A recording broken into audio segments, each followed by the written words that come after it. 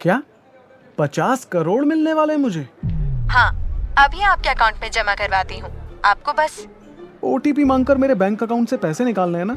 सुनो, ऊटी कौड़ी तक नहीं है मेरे अकाउंट में। गरीब हूँ पर गवार नहीं मैडम। सर, ये कोई फ्रॉड कॉल नहीं है। मैं आपकी सेक्रेटरी बोल रही हूँ, युक्ति। सेक्रेटरी?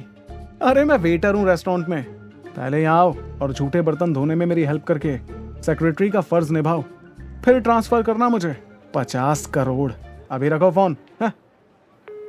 50 करोड़ की लॉटरी के चक्कर में 500 के वांदे ना लग जाएं सनी। मुश्किल से इस रेस्टोरेंट में पार्ट टाइम जॉब मिली है जिससे नैना का गिफ्ट मैनेज हो पाया है। काश वो हाँ बोल दे तो सच में लॉटरी लग जाएगी। ये है सनी, बेचारा सनी। ना माँ बाप हैं, ना जेब में एक फूटी कौड़ी, बस है तो एक तेज दिमाग। स्कॉलरशिप के सहारे गुजरात के सबसे बड़े कॉलेज में दाखिला तो ले लिया, लेकिन जिंदगी ने उसे थ्योरी नहीं सीधा प्रैक्टिकल पढ़ाया है, वो भी टफ वाला। शाम को रेस्टोरेंट में वेटर की शर्ट पहनकर कभी कस्टमर्स को बड़ी अदा से सर्व करता और रात को हॉस्टल आकर एक कोने में पाव को पानी में डुबो डुबो के खाता है। पर फिर भी कोई शिकवा नहीं, किसी से शिकायत नहीं। वैसे सैलरी तो उसे वेटर की मिलती है और काम सारे कर लेता है। शेफ की एब्सेंस में शेफ, मैनेजर की गैर हाजिरी में मैनेजर, हर एक कैशियर और अकाउंटेंट भी हिसाब करने में सनी की हेल्प लेते हैं। इन शॉर्ट ऑल राउंडर है अपना सनी। वो यहाँ पर सिर्फ एक वजह से टिका हुआ है और वो है नैना, उसकी मोहब्बत। नैना वीक में कई बार उस रेस्टोरेंट में आती जहां वो काम करता है। नैना आते ही हमेशा सनी के लिए पूछती, उससे खूब प्यार से बात करती। नैना आधे घंटे के लिए रेस्टोरेंट आती तो सनी अगले 7 दिन हवा में उड़ता रहता। काफी दिनों से नैना को प्रपोज करने की हिम्मत जुटा रहे सनी ने अपनी लाइफ की सेविंग से नैना के लिए एक गिफ्ट लिया है। आज तो नैना को अपने दिल की बात बता कर रहूंगा। जानता हूं कि वो बड़े घर की लड़की है, पर अगर वो हाँ कह दे तो उसके प्यार के सहारे दुनिया जीत लूंगा। ये सोचकर वो बड़ी ही उम्मीद के साथ नैना की तरफ आगे बढ़ता है। हाय नैना, काफी टाइम से तुम्हें कहने का वेट कर रहा था कि वो मैं तुमसे बोलना चाहता था कि आई लाइक यू नैना। नैना का चेहरा उसकी प्लेट के रेड सॉस पास्ता से भी ज्यादा लाल हो जाता है और वो उबल कर कहती है, बर्तन धोते धोते तेरा दिमाग भी वॉश हो गया है क्या? तुझसे 2 बार हंसकर बात क्या कर ली? तुम तो अपनी औकात ही भूल गए। लाखों रुपए की ड्रेस पहनती हूँ मैं और तू साले मुझे वेटर की फटी हुई ड्रेस में प्रपोज कर रहा है। हट। सनी को बहुत ही ह्यूमिलिएटेड फील हुआ। रेस्टोरेंट में बैठे सारे लोग ठहाके लगाकर उस पर हंसने लगते हैं। तभी रेस्टोरेंट के बाहर एक 30-35 लाख की फैंसी जीप रुकती है, जिसमें से नैना का बॉयफ्रेंड करण बाहर निकल के सीधा नैना के पास आता है। नैना पाउट करते हुए करण से सनी के बारे में कंप्लेन करती है कि सनी ने उसे सबके सामने प्रपोज किया है। तो करण सनी को एक थप्पड़ लगाते हुए कहता है, साले लूजर, बेचारा समझकर तुझे 2-4 बार ज्यादा टिप्स क्या दे दी नैना ने। तुझे लगा बदले में तू उसे ले लेगा, वो भी मुझसे। माना कि शक्ल थोड़ी ठीक ठाक है और दिखता भी तू हीरो जैसा है, लेकिन ना तो तेरी कोई औकात है और ना ही तुझे ये पता है कि तू किसका गंदा खून है। मुझे तो लगता है कि तेरी माँ को भी नहीं पता होगा कि तेरा बाप कौन था, इसीलिए तेरे पैदा होते ही वो तुझे कहीं फेंक कर चली गई होगी। सनी नम आंखों के साथ सर झुकाए करण की बातें सुन रहा है। तभी करण सनी के हाथ से गिफ्ट बॉक्स छीनकर उसका रैपर फाड़ देता है। अंदर का गिफ्ट देखकर करण नैना से कहता है, baby I feel bad for you. मैं तुम्हारे स्टैंडर्ड के हिसाब से ये 2 लाख का बैग लाया और ये भिखारी सस्ती हेयर पिन दे रहा है।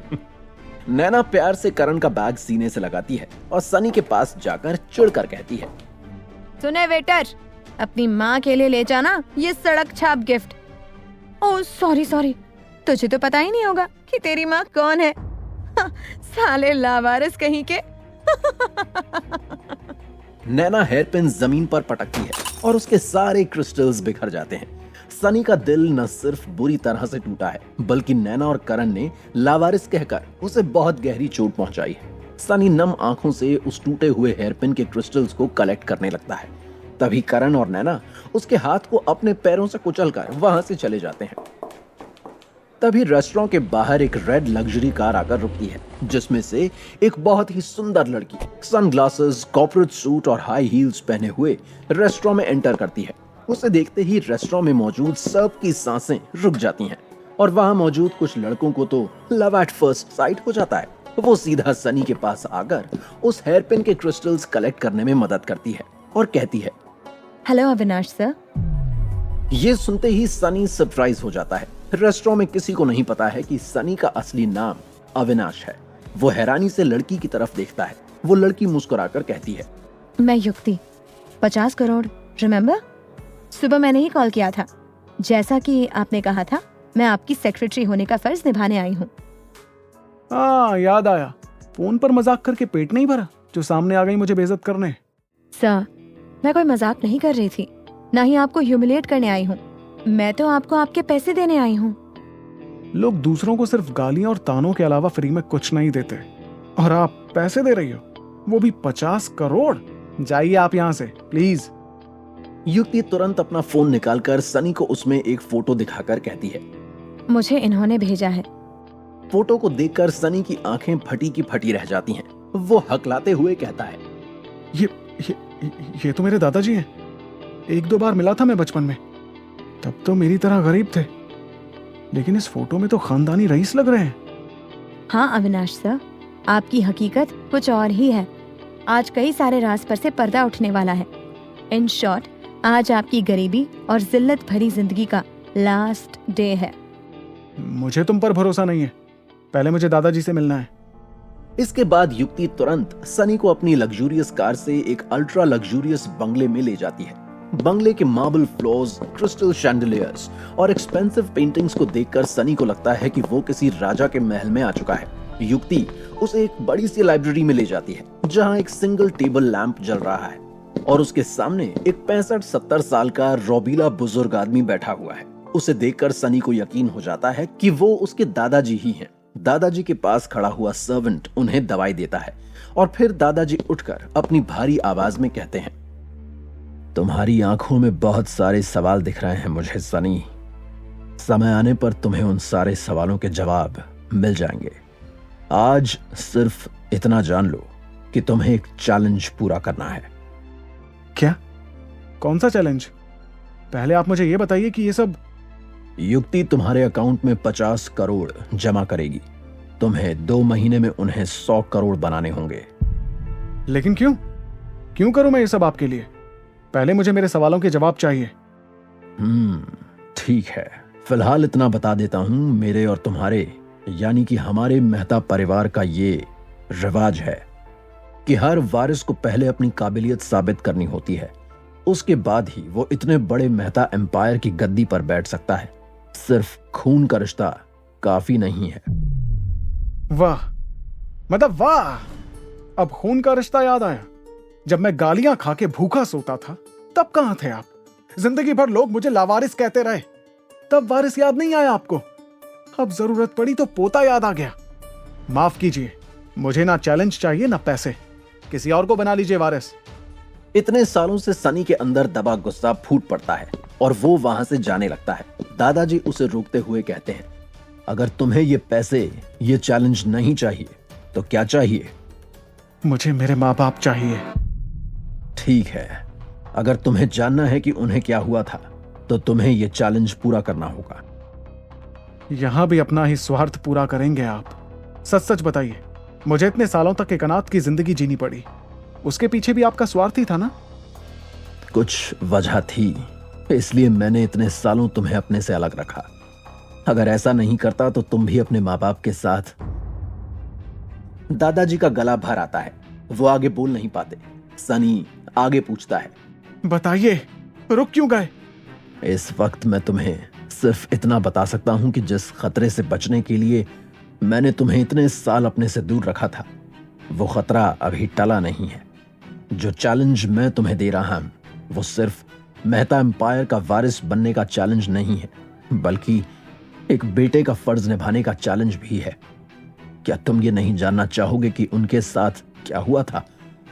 क्या तुम उसका बदला नहीं लेना चाहोगे? आपने आज तक क्यों नहीं लिया बदला? मेरे माँ बाप आपके भी तो बेटे और बहू थे ना? मैं नहीं कर पाया सनी, लेकिन मुझे यकीन है तुम कर दिखाओगे। लावारिस, अनाथ, इन शब्दों से तुम्हें घिन आती है ना? अब वक्त आ गया है उसे अपनी पहचान से मिटा देने का। ये चैलेंज पूरा करके दुनिया को दिखाओ कि तुम लावारिस नहीं, मेहता एम्पायर के वारिस बनने लायक हो। पर याद रखना, ये लड़ाई आसान नहीं होगी। 100 करोड़ कमाने की जंग और उन लोगों से बदला लेने की आग जिन्होंने तुम्हें अनाथ बना दिया। ये लड़ाई लड़ने के लिए तैयार हो? सनी के पैरों तले जमीन खिसक जाती है। दादाजी का सर्वेंट ये पूरा मामला देखकर चुपके से अपने मोबाइल से किसी को एक मैसेज भेजता है। इधर कुछ देर सोचने के बाद सनी अपने आंसुओं को पोंछते हुए कहता है, ठीक है, मैं आपका चैलेंज एक्सेप्ट करता हूँ। सिर्फ मेहता एम्पायर का वारिस बनने के लिए नहीं, बल्कि अपने माँ बाप की मौत की सच्चाई जानने के लिए। पैसा नहीं, बदला चाहिए मुझे। चैलेंज पूरा करने का टाइम शुरू होता है अभी, इसी वक्त। सनी जैसे ही लाइब्रेरी से बाहर निकलता है तो किसी से टकरा जाता है। सामने 28 साल का सम्राट है और उसके पीछे उसका पापा रतन मेहता। सम्राट एटीट्यूड से कहता है, अबे ओ, गरीबी ने आंखें भी छीन ली हैं क्या? देख के नहीं चल सकता? देखने से ही रईस बाप की बिगड़ी हुई औलाद लग रहे हो। अमीरी का चश्मा अपनी आंखों से उतार, वरना मेरे जैसा कोई उसे उतारेगा तो आंखें चौंधिया जाएंगी जिंदगी भर के लिए। साले 2 कौड़ी के फटीचर मुझसे जुबान लड़ाता है। जानता है मैं कौन हूं? माफी मांग मुझसे अभी के अभी। और अगर ना मांगू तो? एक नौकर होकर इतनी अकड़? अभी तुझे दिखाता हूं। ये कहकर सम्राट जैसे ही सनी पर हाथ उठाने के लिए आगे बढ़ता है, तभी उसका बाप रतन उसे रोक लेता है।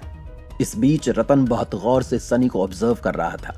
रतन सम्राट से कहता है, सम्राट, इससे मत उलझ, जिस काम के लिए आए हैं वो करते हैं। सनी सम्राट को लुक देता हुआ वहां से चला जाता है और रतन सम्राट को लाइब्रेरी में ले जाता है। अंदर दादाजी उन्हें देखकर सरप्राइज हो जाते हैं। रतन चापलूसी भरे अंदाज में कहता है, चाचा जी, मुझे पता चला कि आजकल आपकी तबीयत थोड़ी ठीक नहीं रहती। अब आपके आराम करने के दिन है, बिजनेस का स्ट्रेस लेने के नहीं। इतने बड़े मेहता एम्पायर का भार यंग पीढ़ी के मजबूत कंधों पर डाल दीजिए और बस रेस्ट करिए। आज तक तो मेरी तबीयत की इतनी फिक्र कभी नहीं हुई तुम्हें।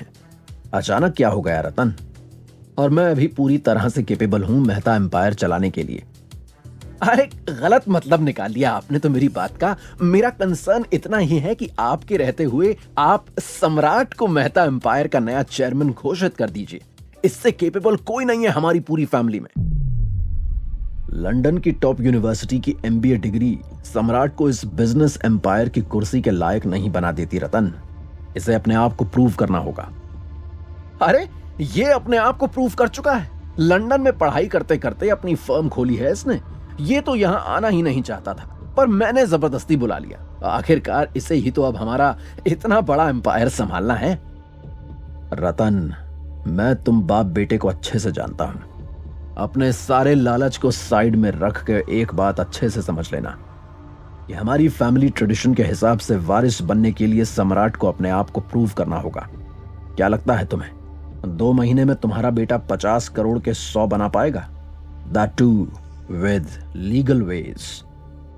इससे पहले कि रतन कुछ कहे, सम्राट बोल पड़ता है, ऑफ कोर्स दादाजी, 2 महीने खत्म होने के 1 दिन पहले ही पैसे डबल कर दूंगा। ठीक है, अभी तुम्हारे अकाउंट में 50 करोड़ आ जाएंगे। आज से 2 महीने बाद मिलते हैं। उस दिन डिसाइड होगा कि कौन बनेगा मेहता एम्पायर का वारिस। रतन और सम्राट दादाजी के बंगले के बाहर आ जाते हैं। तभी दादाजी का वो ट्रस्टेड सर्वेंट उनसे मिलता है। दरअसल रतन ने ही उसे प्लांट किया था दादाजी के पास, ताकि वो दादाजी के हर दांव के बारे में उसे बता दे। सनी के आने की खबर रतन को मिल चुकी थी और वो अपने बेटे सम्राट को लेकर दादाजी से मिलने आ पहुंचा था। वो सर्वेंट रतन से कहता है, वो जो लड़का सनी आया था, बड़े साहब ने उसे भी वही चैलेंज दिया है जो उन्होंने सम्राट बाबा को दिया है। मुझे ना जाने क्यों लगता है कि वो निर्भय का बेटा है। उसकी शक्ल भी निर्भय से मिलती है। ये सुनते ही रतन को झटका लगता है और वो लड़खड़ा कर गिरने ही वाला होता है। तभी सम्राट उसे संभाल लेता है। वो सर्वेंट वहां से चला जाता है और रतन बोल पड़ता है, ये नहीं हो सकता। निर्भय का बेटा जिंदा कैसे हो सकता है? क्या बोल रहे हो डैड? और आप इतने टेंशन में क्यों हो? कुछ नहीं, अभी के लिए तू इतना जान ले कि मेहता एम्पायर को पाने की रेस में तू अकेला नहीं है। सम्राट जोर जोर से हंसने लगता है और फिर कहता है वो 2 कौड़ी का फटीचर रेस में मेरे साथ दौड़ेगा? उस कमजोर लाचार लड़के को मैं 2 मिनट में मिट्टी में मिला दूंगा। नहीं सम्राट, उसे कमजोर समझने की गलती मत करना। उसकी आंखों में मैंने वही चमक, वही पैशन, वही हार ना मानने वाला एटीट्यूड देखा है जो उसके बाप निर्भय में था। अगर वो अपने बाप से ज्यादा केपेबल है तो मैं भी आपसे ज्यादा कमीना हूं। उसे तो मैं रास्ते से ऐसे हटाऊंगा कि किसी को कानों कान खबर तक नहीं लगेगी। जहां एक तरफ सम्राट रेस शुरू होने से पहले ही सनी को अपने रास्ते से हटाने की प्लानिंग करने लगा है, वहीं दूसरी ओर सनी अपने पीजी में कैलेंडर के सामने खड़ा है। उसने आज से 2 महीने के बाद की डेट मार्क की हुई है अपने लक्ष्य को पाने के लिए। हालांकि उसे कोई आइडिया नहीं है कि वारिस बनने की इस रेस में कोई और भी शामिल हो गया है। आज सुबह सनी को अपने गरीब और अनाथ होने की वजह से बेइज्जती सहनी पड़ी थी और शाम होते होते उसकी पूरी दुनिया बदल गई थी। लेकिन अब वक्त आ गया है कि वो सबको दिखा दे कि वो कौन है। अब तक एक मामूली नौकरी करने वाला सनी क्या सच में 2 महीने में 50 को 100 करोड़ बना पाएगा? सनी के माता पिता के साथ हकीकत में क्या हुआ था? क्या सनी अपने माँ बाप का सच कभी जान पाएगा? जिस खतरे की दादाजी बात कर रहे थे, क्या वो खतरा सनी पर भारी पड़ने वाला है? इस कहानी को आगे सुनने के लिए डाउनलोड करिए पॉकेट एफएम ऐप। आगे की कहानी जानने के लिए डिस्क्रिप्शन में दी लिंक से डाउनलोड करें पॉकेट एफएम ऐप।